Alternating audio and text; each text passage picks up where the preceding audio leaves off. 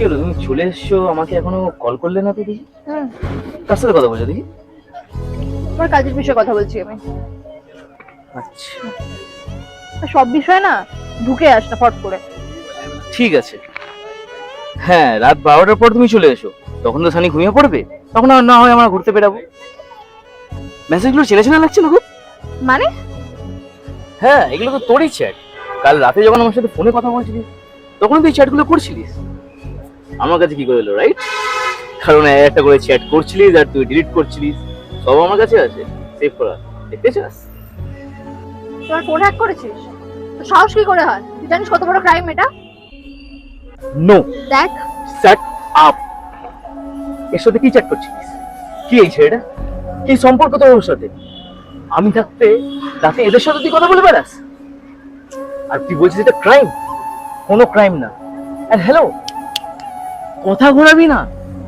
তুই চ্যাট করেছিস, তার প্রমাণ এটা আমার কাছে আছে। সানি তুই মেন্টালি সিক হয়ে গেছিস।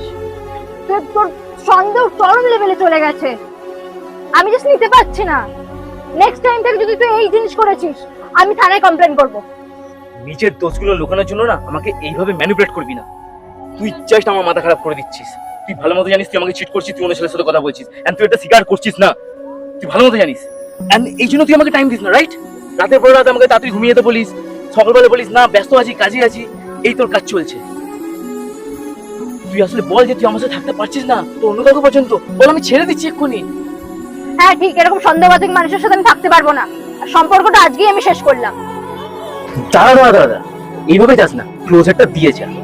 রিলেশনশিপ আজ শেষ হয়নি, সেই কাছে 2 মাস আগে যবে থেকে তোর এই চ্যাট গুলো চলছিল, তবে থেকে তোকে আমি ফলো আপ করে যাচ্ছি। তুই কি হয়েছে, আমি এগুলো কিছু জানি না? আর এইসব তুই ভুলভাল বকে থানায় কমপ্লেন করবো, এগুলো ক্রাইম, এইসব ভুলভাল বকে তুই আমাকে ম্যানিপুলেট করতে পারবি। আসলে কি বলতো, তুই বেটার অপশন পেয়ে গেছিস। বস, তার কাছে টাকা আছে, আমার কাছে টাকা নেই। আমি দেখলাম ওর প্রোফাইলটাও দেখলাম, ভালো রিচ ফ্যামিলির ছেলে, ভালো খুশিও রাখবে তোকে। ঠিক এই কারণেই তো তোর মতন মানুষের সাথে আমি থাকতে পারবো না।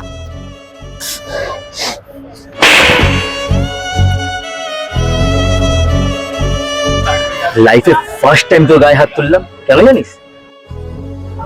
তোর এই নোংরামির জন্য। আই উইশ তুই আমাকে যেভাবে চিট করেছিস, সেও তোকে একদিন ঠিক এইভাবেই চিট করবে। বস, তোকে অনেক ভালোবেসেছিলাম, তুই এইভাবে আমাকে চিট করলি।